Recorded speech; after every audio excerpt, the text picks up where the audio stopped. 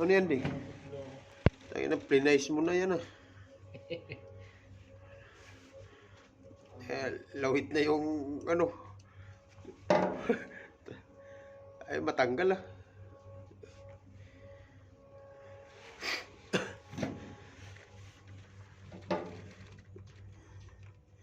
Putol yung, ano yan. Yung taga. Hindi, yung ano lang, yung uso. Yung uso na lang ang ano yung biyakin. Hindi, dapat yung isa. Ayan.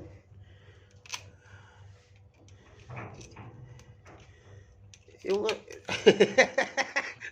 parang nagano ka nag-kuryente yan. Huwag mo kitapos sa sahig. Baka ha? Ayaw ba talaga?